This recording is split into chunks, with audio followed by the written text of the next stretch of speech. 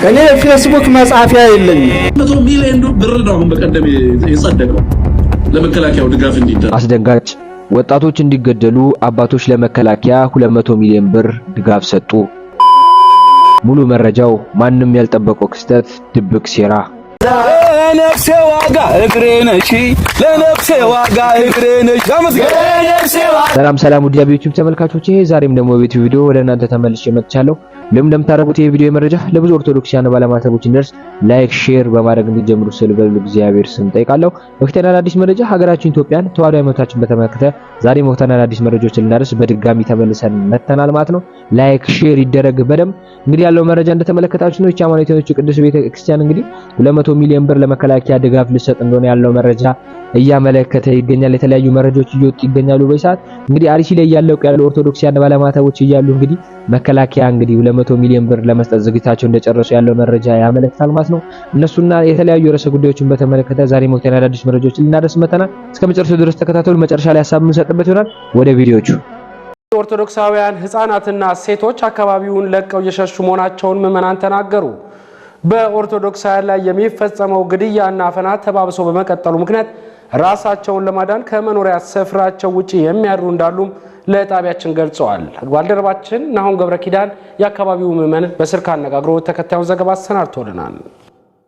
በሀገራችን አባሽ ያጣ አምባ፣ ያልተሰማ ጩኸት፣ ለመቅበርም ለመኖርም ስጋት የተሞላ ህይወት በዚህ ሰዓት የት ይገኛል ቢባል ምስራቅ አርሲን እንደ አንድ መጥቀስ ይቻላል። ህዳር 1 ቀን 2018 ዓ.ም በምስራቅ አርሲ ልዩ ቦታው ጠልታ ቅዱስ ገብርኤል በተባለ አካባቢ በኦርቶዶክሳውያን ላይ የተፈጠረውን የአካባቢው ምዕመናን ያስረዳሉ። ያው ማሳ ላይ ባሉበት አዝመራ ሊወቁ ከብቶችን ይዘው ሄደው መዳበሪያ ይዘው ባሉበት ነው ሶስቱን ህፃናቶች ገለዋቸው የሄዱት። በጣም ከባድ ነው። በጣም ከባድ ነው። እነሱን እየቀበሩ እያሉ በዛኛው ደግሞ ሌሎቹ ላይ በመትረየስ እየተኮሱባቸው ነበረ። ቀብር ላይ ያሉ እነሱ ላይ አልደረስም። ሌላ ቦታ ራቅ ብሎ ባለበት ቦታ ነው። ያው ቀብራቸው ተፈጽሟል። የቀብር ስነ ስርዓታቸው ተፈጽሟል። ግን ያው ስጋት ነው። አዝመራቸው እየተወሰደ ነው። የግማሹ አዝመራ ተወስዷል። ያዘመሩትን አዝመራ መሰብሰብ አልቻሉም። አዝመራቸው ሊሰበስቡ ባሉበት ነው ይህ ነገር የተፈጸመባቸውና ግድያው ደግሞ ያው የሃይማኖቱን ተኮር ነውና ይሄ ነው ያለው ነገር። ከዚህ ቀደም በነበሩ የኦርቶዶክሳውያን አፈናና ግድያን በተመለከተ መረጃ ቀብላችኋል በሚል ምክንያት የአካባቢው ወጣት ምዕመናን ወዳልታወቀ ስፍራ ታስረው እየተወሰዱ እንደሚገኝ ምዕመናኑ ለማህበረ ቅዱሳን ቴሌቪዥን ተናግረዋል። አቦምሳ ወደ አዳማ የሚሄደው መንገድ ሙሉ ለሙሉ አሁን ተዘግቷል ማለት ትችላለህ። ህዝቡ በፍርሃት ነው የሚንቀሳቀሰው። በንግድ ነው አብዛኛው የሚተዳደረው። ሌላ የስራ ኦፖርቹኒቲ የለም። በዚህ ነው የሚተዳደረው። ቀላል ነገሮችን እየሰራ ነው የሚተዳደረው። ያ ሙሉ ለሙሉ አሁን ማለት ቆሟል ማለት እንችላለን።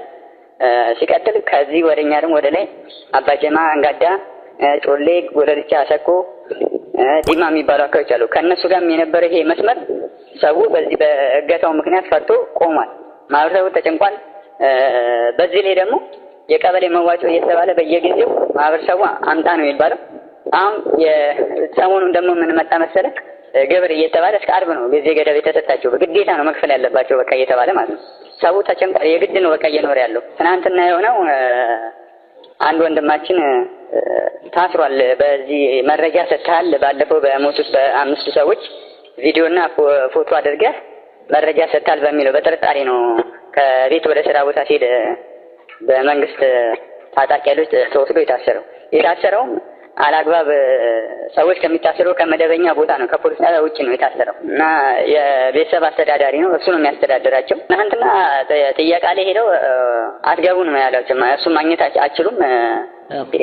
ሊጠይቁ ሲሄዱ እናንተንም እናስራቸዋለን፣ የለም ጥያቄ ብለው ነው ቤተሰቦቹን ያባረሩ። የአካባቢው ምዕመናን ያሉበት አሁናዊ ሁኔታ ቀደም ሲል እንዳደመጥ ነው ቢሆንም የዞኑ የጸጥታ ዘርፍ ኃላፊ አካባቢው ወደ ቀድሞ መረጋጋት እየተመለሰ ነው ብለዋል። ስለ ጉዳዩ ተጨማሪ መረጃ ለመጠየቅ የቅድስት ቤተክርስቲያን መዋቅር ወደ ሆነው የሀገረ ስብከቱ ስራ አስኪያጅ የእጅ ስልክ ላይ በተደጋጋሚ ብንደውልም ለማግኘት ያደረግነው ሙከራ ከቤተ ክርስቲያኖች ከሃይማኖት ተቋማት ብር ይወስዳል። 200 ሚሊዮን ብር ነው አሁን በቀደም የጸደቀው ለመከላከያው ድጋፍ እንዲደረግ በኢትዮጵያ ኦርቶዶክስ ቤተክርስቲያን 500 ሚሊዮን ነበር የተጠየቀው። 200 ሚሊዮን ብር ሰጡ። 200 ሚሊዮን ብር ክርስቲያኖችን አርሲ ላይ የሚገድል አገዛዝ 200 ሚሊዮን ብር ደግሞ እንዲሰጠው የምዕመናን ከደሃው ከአማራ አርሶ አደር የሚሰበሰበው ገንዘብ ዞሮ ዞሮ ለመከላከያ ተሰጥቶ አማራውን ይወጋበታል፣ ዘር ያጠፋበታል፣ ክርስቲያንን ያፈናቅልበታል፣ ቤተክርስቲያንን ያቃጥልበታል፣ ሚሊሻ ይቀጥርበታል፣ ጦርነት ያካሂድበታል። እንደዚህ አይነት ስርዓት እንደዚህ አይነት አገዛዝ ነው የተፈጠረው።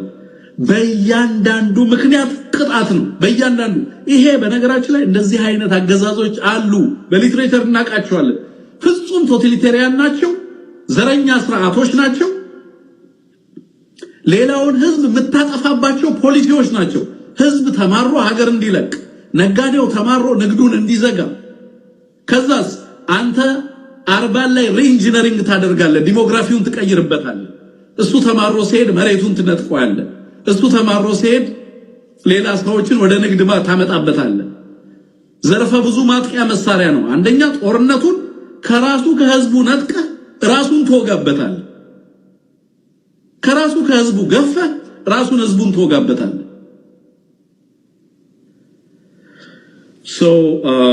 እንደዛ አይነት ሁኔታ ነው ያለው። አሁን የምትነግረኝ ነገር እንግዲህ እነዚህ የሚወጡ ደብዳቤዎችም በግልጽ የሚያሳየው በምን ያህል ደረጃ ህብረተሰቡ በኑሮ ውድነት ላይ በሚከፍለው ግብር ላይ ደግሞ ተጨማሪ መከራና ስቃይ ውስጥ እንዲኖር እየተደረገ እንዳለ ማሳያ አድርገን እናነሳው እንችላለን። በቀጥታ ወደ ጥቅምት 24 እንለፋንም። አገዛዙ እንግዲህ አቧራ የለበሱ ዶሴዎቹን እያራገፈ ጥቅምት 24ን አከብራለሁ እያለ ነው እና ጥቅምት 24ን ለመቀስቀስ ወደ አደባባይ መጥቷል። ጥቅምት 24ን አስመልክቶ በርካታ መረጃዎችን አሰባስበናል። ጥቅምት 24ን አስመልክቶ ነታየ ደንዳ ይነገሩናል። ምንድነው ያሉን የሚለውንም ዛሬ ማስታወስ እንፈልጋለን። ጥቅምት 24ን ለምንድነው አቧራውን አራግፎ ዶሴውን ይዞ የመጣው? ምን ሊያደርግ ነው ደግሞ የፈለገው ይሄ አገዛዝ? ጥቅምት 24 ሲፈለግ ምን ማድረጊያ ነው የሚለውን ነገር በደንብ እንድናየው እድል ይሰጠናል ብዬ አስባለሁ። መቼም ሁለት ጊዜ እንቅፋት ከመታን ድንጋዩ እኛ ነን እንጂ እንቅፋቱ አይሆንም ማለት ነው። ስለዚህ ሁለት ጊዜ እንቅፋት እንዳይመታው ህብረተሰቡን ማንቃት አስፈላጊ ስለሚሆን በዚህ ጉዳይ ላይ ሐሳብና አስተያየት የምንሰጥበት ነው የሚሆነው። መጀመሪያ የነታየን ንግግር ሰምተን እንምጣ ወይስ በቀጥታ ጥቅምት 24 ላይ እንግባ? እንሙት እንዴት ይሻላል? እንዴት እያከበረው ነው የሚለውን እንየው። እንዴት እና ለምን አሁን እያከበረው? ዛሬ በሰርኩላር የሚባለው በተዋረድ ለሁሉም የሀገሪቱ ጦር ዲፓርትመንቶች አካባቢዎች በሙሉ ሲከበር ነው የዋለው። ሻማ ቋፍ ሲያበሩ ነው የዋሉት። ፎቶግራፎች ነበሩ። እንደውም በረከት ደርሰው እንደሆነ በጣም እነ ብርሃኑ ጁላም ከላይ እስከታች ኮንፈረንስ፣ ውይይት፣ ሻማ ማብራት፣ ቋፍ ማብራት እንዲህ አይነት ነገር ነው ሲደረግ የዋለው። 5ኛ ዓመት የጥቅምት 24 እንዳይደገም ነው የሚለው። እንዳይደገም መቼም የትም እንዳይደገም በሚል ነው እያከበረ ያለው። እኔ ስላቁ ነው የሚገርመኝ። 5ኛ ዓመት ሲያከብር 5ኛ ዓመት ሙሉ እየተዋጋ መሆኑ 5 ዓመት ሙሉ እኔ ፌስቡክ መጻፊያ የለኝም፣ በስውርም እመወረውረው ኃይለ ቃል የለኝም። የኔ መድረኬ ቤተክርስቲያን ነች። ይድረስ ለክቡር ጠቅላይ ሚኒስትር አብይ አህመድ። ጠቅላይ ሚኒስትሩ ሀገር ናት ዛሬም ያሉ ደጋግመው ሲናገር ሞገስ አለው፣ ደስ ይላል። ግን ሀገርነቷን የሚገልጠው ቃል ብቻ ሳይሆን ተግባር ነውና እነሆ ከሚያጋጭ ስራ ያድኑን። ሰይፍ መምዘዝን ሾተል መያዝን አይደለም ያስተማረ። ይህ የሌሎቹ ድርሻ ነው።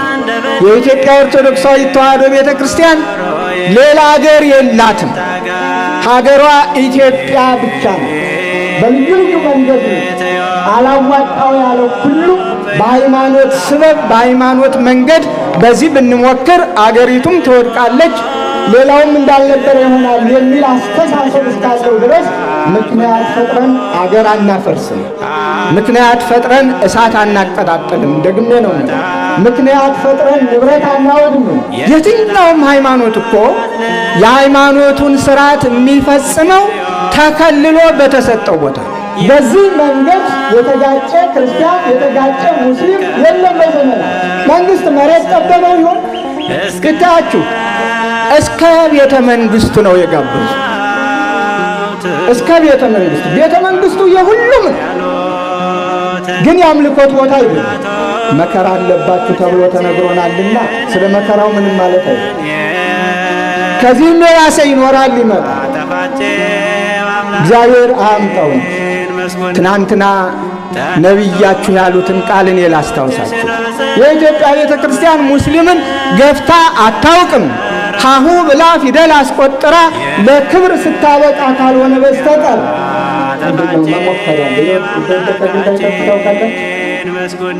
ግንድ አንድ ቦታ ላይ ከወደቀው ጫካ አካባቢ መንደርማ አካባቢ ከሆነ የድሮ መጥረቢያ ይዞ ነው የሚሄደው እያንዳንዱ ባላገር። ስለዚህ ባለፈ ባገደመ ቁጥር ያንን ግንድ ሳይመታው ያልፍ ክንዱን ይሞክርበታል። አሁን እያየነው ያለው ያም ተነስቶ ቤተክርስቲያኗን፣ ያም ተነስቶ ቤተክርስቲያኗን፣ ያም ተነስቶ ካህናቷን፣ ያም ተነስቶ ልጆቿን። ኢትዮጵያዊ ሰው ያን ያህል ይደባደባል? ሙቶስ ያን ያህል ይወቀራል? እንደው አንጀቱስ ይፈቅዳል? ህሊናውስ ይፈቅዳል?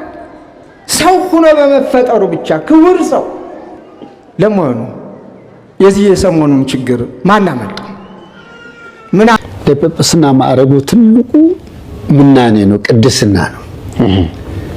ቅድስና ያለው ሰው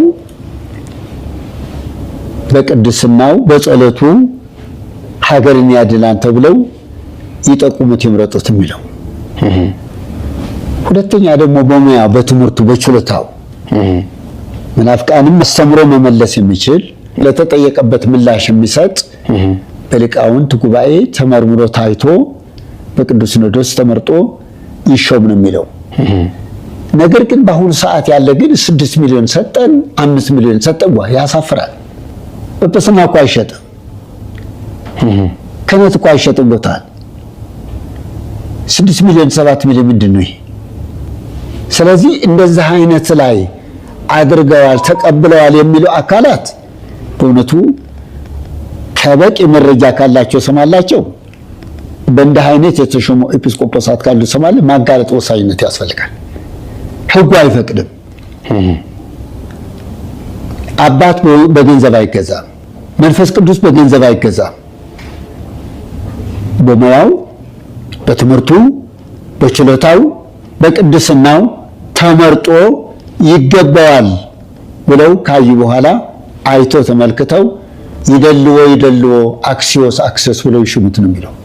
ይሄ ለፓትርያርኩ አቅርበው በብፁዓን ሊቃነ ጳጳሳት አኑሮት ይፈጸምለታል። እኔ 6 ሚሊዮን ሰጥቷል 5 ሚሊዮን ልክ እንደናንተ የሚሰጥ እግረኛ ወራም አንድ ሰኔ የጣለው 7 ሰኔ ያነሳውን ቅድም መልሼዋለሁ። ታስበ ድፍረት ነው።